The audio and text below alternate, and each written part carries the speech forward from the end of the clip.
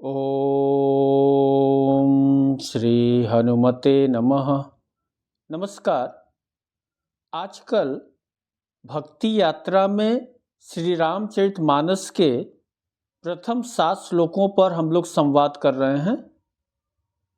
इसमें 6 वंदना के पद हैं और अंतिम अभिप्राय से संबंधित पद है।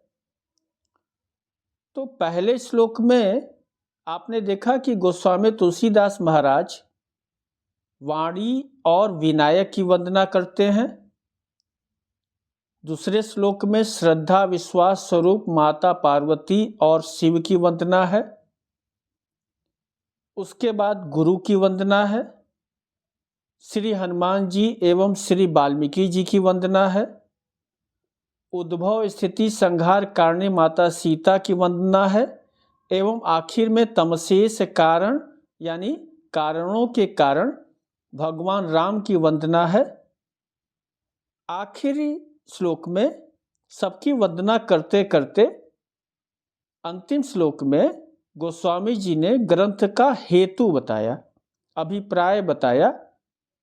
वे इस ग्रंथ को क्यों लिख रहे हैं, ग्रंथ की रचना क्यों कर रहे हैं, यह बताया, जो कि बड़ा ही भावपूर्ण, अद्भुत और जानने योग्य है। तो आइए पहले उसका हम लोग पाठ कर लें। नाना पुराण निगमागम सम्मतम यद रामायणे निगदितम क्वचिदन्यतोऽपि स्वान्तः सुखाय तुलसी रघुनाथ गाथा भाषा निबंधमति मंजुल मातनोति। स्पष्टता से बाबा ग्रंथ रचना का उद्देश्य बता रहे हैं। नाना पुराण निगमागम सम्मतम यद, यह ग्रंथ अनेक पुराण वेद और शास्त्र से सम्मत है। यानी कि इसमें 18 पुराणों की बातें हैं, वेद की बातें हैं, उपनिषदों की बातें हैं। उनमें निहित ज्ञान का अमृत यहाँ इस ग्रंथ में है। वाल्मीकि रामायण का आधार है। रामायणे निगदितम क्वचिदन्य तो अपि, और साथ साथ कुछ अन्यत्र की भी बातें हैं। अर्थात संतों की वाणी है, संतों का सुभाषित है। स्वयं गोस्वामी जी भी एक बड़े संत हैं। तो देखिए, कोई भी साधु, कोई मुनि, कोई ऋषि, कोई संत कभी नहीं कहता कि यह मेरी बात है। वह तो निरहंकारी होता है, अंतःकरण को भी लुटा देता है। यहाँ तात्पर्य यह लेना चाहिए कि स्वयं गोस्वामी जी का भी आत्मनिवेदन इस ग्रंथ में शामिल है। फिर गोस्वामी जी कहते हैं, स्वांत सुखाय तुलसी रघुनाथ गाथा भाषा निबंधमति मंजुल मातनोति। श्री रघुनाथ जी की कथाओं का गुणगान करने के लिए यहाँ अत्यंत सुंदर भाषा का प्रयोग किया गया है। यह अत्यंत मनोहर भाषा में है, मनोहारी है। अथवा तो जब गाथा ही श्री रघुनाथ की हो तो भाषा का मंजुल होना, मनोहारी होना स्वाभाविक है। और सबसे आखिर में बाबा कहते हैं कि मैंने अंतःकरण के सुख के लिए इसकी रचना की है। यानी कि यह सब मैंने अपनी आत्मा की आंतरिक सुख के लिए, शांति के लिए मैंने यह प्रयत्न किया है। यह मेरा अभिप्राय है। देखिए, स्वांत सुखाय एक अत्यंत उच्च स्थिति है। यहाँ स्व का आनंद है, कुछ पाने की इच्छा नहीं है, बस यूं ही निजानंद निज के आनंद के लिए यह ग्रंथ है। अब ऐसी बात तो कोई संत ही कर सकता है कि भाई जो मैं कर रहा हूँ, जो लिख रहा हूँ, जो बोल रहा हूँ, उसका तुम लोग से कोई लेना देना नहीं, कुछ तुमको मिल जाए तो यह तुम्हारी मौज, पर मैं तो सिर्फ अपने आनंद के लिए, स्वांतः सुखाय के लिए रच रहा हूँ। इस एक बात से बाबा ने अपने ग्रंथ को इस संसार की टिक्का टिप्पणियों से बचा लिया। यह एक सहजा अवस्था है। अष्टावक्र गीता की एक वाणी है, स्वभाव भूमि विश्रांति विस्मृता शेष संसिते। अष्टावक्र गीता में ऋषि कहता है कि जो निज स्वभाव रूपी भूमि में विश्राम करता है वह संसार की परवाह नहीं करता। स्वभाव भूमि विश्रांति विस्मृता शेष संसृते, सब कुछ से छूट जाता है, मुक्त हो जाता है। वेदों में देखिए, रचनाकार मंत्र देने वाले को वहां दृष्टा कहा गया, रचनाकार नहीं कहा गया, लिखने वाला नहीं कहा गया, बल्कि कहा गया देखने वाला। क्यों? क्योंकि वह देख रहा है, देख पा रहा है, इसीलिए तो वह उसमें लिखने की शक्ति है। तो निज स्वभाव में स्थित महात्मा इस बात की चिंता नहीं करता कि दे रहे न रहे, वह तो दृष्टा होता है, साक्षी में विश्राम पाता है। तो स्वांतः सुखाय रघुनाथ गाथा, यहाँ साक्षी श्री रघुनाथ हैं, दृष्टा गोस्वामी जी हैं, सुख निज के आनंद का।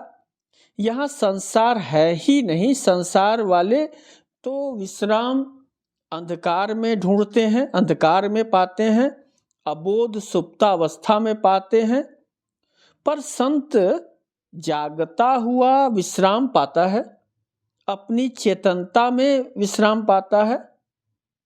गोस्वामी जी को सुख मिल रहा है रघुनाथ जी की गाथा करने में, शांति विश्राम पा रहे हैं श्रीनाथ गाथा में। तो यह एक अद्भुत स्थिति हुई। स्वभाव भूमि विश्रांति विस्मृता शेष संसिते। गोस्वामी तुलसीदास जी को इस बात की चिंता नहीं है कि उनके इस कार्य को दूसरे लोग मान्यता देंगे या नहीं देंगे। श्री रामचरितमानस को कौन पढ़ेगा और कोई पढ़ेगा भी या नहीं। गोस्वामी जी को तो बस सुख मिल रहा है कहने में, गाथा गाने में। वेदों में परम ब्रह्म के लिए कहा गया रसो वै सह, वह परम ब्रह्म रसमय है। परमात्मा में रस नहीं है, परमात्मा ही रस है, रसमय है, रस ही रस है। तो वहां कोई दुख नहीं है। दुख तो सिर्फ मनुष्यों को होता है, दुख को मनुष्यों ने बनाया है, यह उसकी भूल है, उसकी चूक है। परमात्मा के यहाँ तो सिर्फ रस है और इसीलिए वह सच्चिदानंद है, उसे सच्चिदानंद कहा जाता है। तो जिसका भी उस परम से जुड़ाव हो जाए तो वह भी रसमय हो जाता है। स्वांतः सुखाय तुलसी रघुनाथ गाथा। सुख को समझने के लिए थोड़ी देर के लिए हम दो भागों में इसे बांटते हैं, एक बहिर्सुख, एक अंतः सुख। देखिए, सुख तो सभी को चाहिए, लेकिन अज्ञानतावश और बहुत अधिक अहंकारवश कहिए, हम कुछ सुविधाओं को सुख मानते हैं। जैसे एसी में रहना, कार में चलना, बड़े बंगले में रहना, ये सब सुविधाएं हैं, यानी जीवन को थोड़ा आराम से जीना। यहां तक तो बात ठीक है। मुश्किल, दिक्कत तब होती है जब हम इससे आगे बढ़ने लगते हैं संख्या की दृष्टि से, या फिर यहीं रुक जाते हैं इन्हीं सुविधाओं में और इसे ही अपने जीवन का ध्येय समझ लेते हैं। इसी प्रसंग की एक अंग्रेजी कविता है रॉबर्ट फ्रॉस्ट की, जिसका हिंदी अनुवाद कुछ कुछ इस तरह है। जंगल सुंदर, गहरा और अंधकार है। जंगल सुंदर, गहरा और अंधकार है, लेकिन मुझे कुछ वायदा निभाना है। मुझे सोने से पहले मुझे कई मीलों चलना है। सोने से पहले कई मीलों चलना है। 1921-22 की लगभग की यह कविता यूरोप ही नहीं पूरे विश्व की मानस को झकझोर कर रख देती है। बस इसके अंतर्निहित बातों को आप अगर पकड़ लें तो सुविधा ही सुख नहीं है। शरीर कुछ देर आराम से रह सकता है, पर ज्यादा अधिकता होने पर यह आराम आपको राम से विमुख कर देता है, अस्तित्व से ही दूर फेंक देता है। तो बहिर्मुख की मैं बात कर रहा था। बहिर्मुख कुछ सुविधाओं की पूर्ति है, और जब तक पूर्ति है तब तक तो समस्या नहीं है, पर जब इसमें अहंकार जुड़ जाए या इन सुविधाओं का क्षेत्रफल बढ़ जाए तो यह विष बन जाता है। मेरा भवन आलीशान है, मैं ही प्रतिष्ठित हूँ, मैं ही जी रहा हूँ, मेरे पास ही सब कुछ है, मेरे संग वाले देखो कहाँ पीछे छूट गए। तो वे पीछे छूटे या नहीं, एक बात निश्चित हो गई कि तुम रुक गए।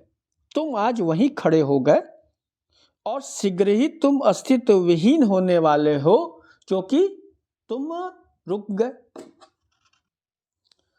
संतों ने बहिर्मुख की अपेक्षा अंतर सुख को महत्व दिया। सुख से संत कभी इनकार नहीं करते, और कौन सुख नहीं चाहेगा। मानस में परम वैष्णव भक्त काकभूषुंडी जी गरुड़ जी से कहते हैं, निज सुख बिनु मन होई की धीरा।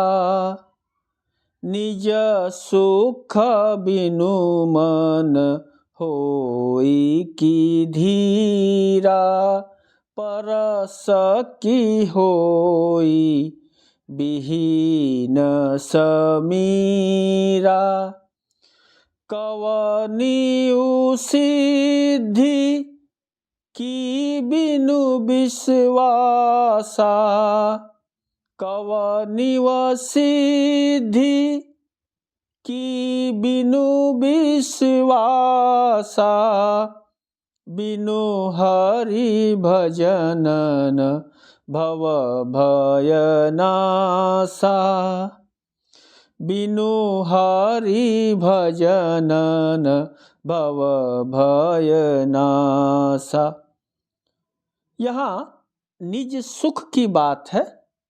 निज सुख बिनु मन होई की धीरा, पर शर्त यही है कि मन धीर धरे।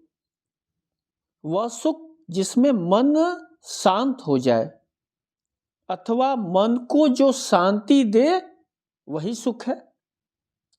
कोई भी सिद्धि बिना विश्वास के नहीं मिलती, और इस संसार का भय बिना हरिभजन के दूर नहीं होता।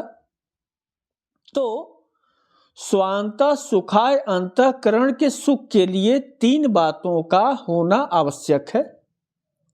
एक, मन धीर धरे, मन शांत हो जाए। दूसरी बात, उसमें अपने कार्यों के प्रति स्पष्टता हो, विश्वास हो। और तीसरी बड़ी बात कि उसके जीवन में भय न रहे। भयभीत व्यक्ति देखिए कभी सुखी रह ही नहीं सकता, और भय का नाश होगा हरि भजन से। हरि भजन यानी इस ब्रह्मांड के सबसे शक्तिशाली यानी भगवान का आश्रय ग्रहण करना। जैसे किसी जिला के कलेक्टर से अगर हमारी दोस्ती हो जाए, पुलिस अधीक्षक से परिचय हो जाए, तो लगता है कि अब इस जिले में मेरा कोई बाल बाका भी नहीं कर सकता। तो फिर समझिए कि वह तो त्रिभुवन का स्वामी है, जगत का सर्वे सर्वा है, भगवान है, और अगर उसका संग हम पालें, उसके संग रहें, तो भय नहीं आएगा। तो बिनु हरि भजन भव भय नासा, जो है बिना हरि भजन के कभी भी न भय का नाश नहीं होता। स्वांता सुखाय तुलसी रघुनाथ गाथा, गोस्वामी जी का जो स्वांता सुखाय है वो देखिए उसमें तीनों गुण आ गए। एक बात समझिए कि जब एक विषयी संसार की मांग करता है, सांसारिक सुखों की मांग करता है, तो प्रत्यक्ष या परोक्ष में उसके विषय ही होता है। देह सुख, धन सुख, परिवार सुख, संतति सुख, स्थान सुख, पद सुख, अभिमानिक सुख, जो भी सुख आप सोच सकते हैं, वह मंदिर जाएगा, व्रत करेगा, पूजा करेगा, दान करेगा, कुंभ नहाएगा, अनेक धार्मिक आचरण करेगा, पर केंद्र में विषय सुख ही होता है। भगवत प्रेम बहुत बहुत कम लोगों के पास होता है। बस सबकी इच्छा यही कि मृत्यु के पहले कुछ और पा लें। वह जिस सुख की मांग करता है उसमें वह कब तक सुखी रहेगा उसे नहीं मालूम। उस सुख का क्या सुख है यह भी संदेह का विषय है, और विश्वास भी न है, भय विद्यमान है। तो उसको यह नहीं पता कि उसका सुख क्या है, कितनी देर रहेगा, कितना टिकाऊ है, कितना सुख पहुंचाएगा। वह तो बस मुझे वही, बच्चों जैसा, जैसे बच्चे जिद करते हैं कि मुझे वही खिलौना चाहिए, और एक खिलौने के बाद दूसरा, तीसरा, चौथा, पांचवा, और खिलौनों से का ये क्रम चलता रहता है। पर जब संत सुख की बात करते हैं तो तीनों धरातल पर बात करते हैं। गोस्वामी जी का जो शांत सुखा है वह तीनों धरातल पर है। एक, निज मन अपने इष्ट देव में लगा रहे, कहीं अन्यत्र न घूमे, उसकी वृत्ति इष्टाकार रहे, भरोसा दृढ़ इन चरणन केरी। सुख के लिए विश्वास आवश्यक है, यानी कि मैं जिस मार्ग पर चल रहा हूं बस वही मार्ग है। वह एक संत, एक पथिक, एक साधक कई मार्गों का पथिक नहीं होता। गोस्वामी तुलसीदास जी के इष्ट देव श्री रघुनाथ हैं। बने तो रघुवर से, बने बिगड़े तो भरपूर।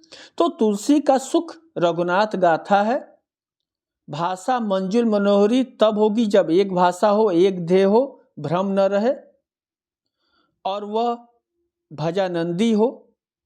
तो गोस्वामी जी का मन श्री रघुनाथ में है, विश्वास श्री रघुनाथ से है, और गाथा भी श्री रघुनाथ की है। तो तीनों जो शर्तें हैं, तीनों जो आवश्यक चीजें हैं सुखी होने के लिए, स्वांत सुखाय के लिए, गोस्वामी जी में विद्यमान है। यहां एक बात और स्पष्ट समझ लें कि संतों की यात्रा जगत कल्याण के लिए होती है। श्री रामचरितमानस में निश्चित तौर पर गोस्वामी तुलसीदास महाराज ने लिखा स्वांत सुखाय, यह ग्रंथ है, स्वांत सुखाय तुलसी रघुनाथ गाथा।